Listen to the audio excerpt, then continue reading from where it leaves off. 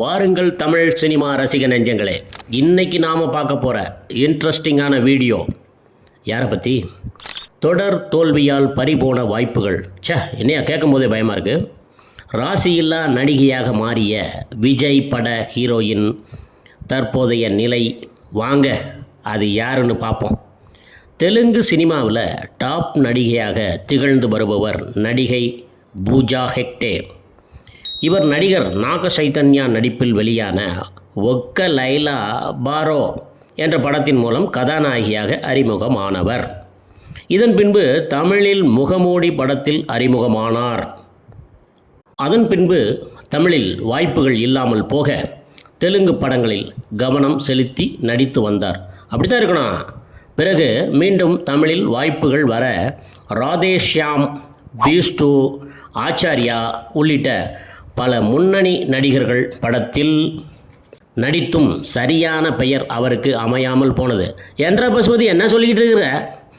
தொடர் தோல்வி படங்களால் அவருக்கு வாய்ப்புகள் குறைய ஆரம்பித்து படங்கள் கையை விட்டு நழுவிக்கொண்டே போவதால் அவரின் மார்க்கெட் ரொம்ப அடி வாங்க ஆரம்பிச்சிருச்சுங்க. சில ஆண்டுகளுக்கு முன் பூஜா ஹெக்டேவிற்கு பட வாய்ப்புகள் அதிக அளவில் வந்தும் தயாரிப்பாளர்கள் வீட்டு வாசலில் வந்து நிற்கும் அளவிற்கு அவரது கால்ஷீட் அந்த அளவிற்கு ஒரே பீக்கில் இருந்ததுங்க. ஆனால் தற்போது ஒரு பட வாய்ப்பு கூட வராமல் இருக்கிறது. இதுக்கு என்ன காரணம்? இதுக்கு என்ன காரணம்னு நீங்கள் நினைக்கிறீங்க?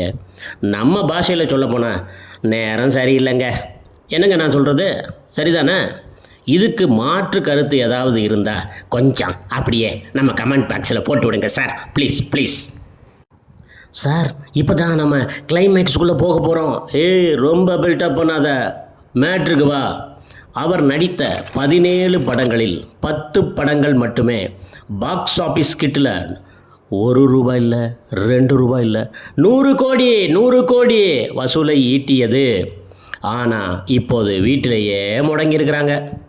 ஏன் சார், நீங்கள் யாராவது கொஞ்சம் வாய்ப்பு கொடுக்க முடியுமா? வந்துடுவியே பல்ல காட்டிக்கிட்டு. திட்டாதீங்க சார். அவர் எப்போதும் இணையத்திலேயே ஆக்டிவாக இருந்து கிளாமர் படங்களையாவது பகிர்ந்து வருவார். ஆனால் தற்போது அதுவும் விரக்தியில் குறைத்து கொண்டிருக்கிறார்.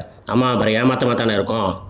சமீபத்தில் மும்பையில் பிரபலங்கள் அதிகம் தங்கியுள்ள பாந்த்ரா நகரில் ஆடம்பர வீட்டை ₹45 கோடிக்கு வாங்கிய பூஜா ஹெக்டேவை பலரும் கிண்டல் அடித்து வருகிறார்கள். ஏன் கிண்டல் அடிக்கிறாங்க அப்படின்னா, அவர் நடிக்கும் ஈகா படத்தின் பட்ஜெட்டு 45 கோடி தானாங்க. அப்போது உனக்கு எதுக்குமா 45 கோடி ரூபா பங்களா அப்படின்னு கலாய்த்து வருகிறார்கள். நீங்கள் இதுக்கு என்ன சொல்ல வர்றீங்கன்னு கொஞ்சம் ப்ளீஸ் சொல்லுங்கள் சார். இப்போ ரீசண்டாக வந்த பாமா குண்டூர் காரம், கொஞ்சம் தண்ணி கொடுங்கப்பா ப்ளீஸ், படத்தில் ஆரம்பத்தில் கமிட் ஆகி பின் சில காரணங்களால் படத்திலிருந்து விலகினார் பூஜா ஹெக்டே.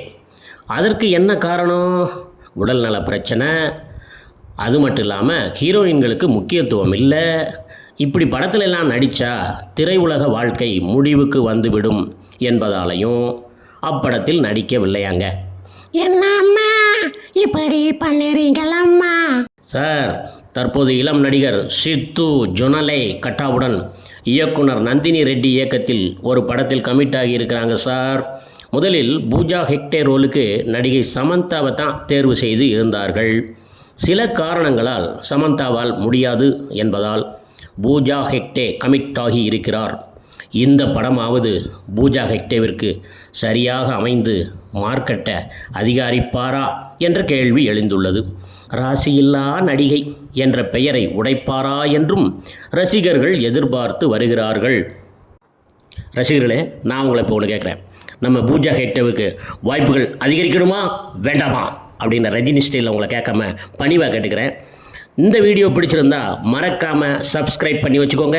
ஒரு லைக்கை தட்டி விடுங்க. மீண்டும் நாளை சந்திக்கலாம். சலாம்.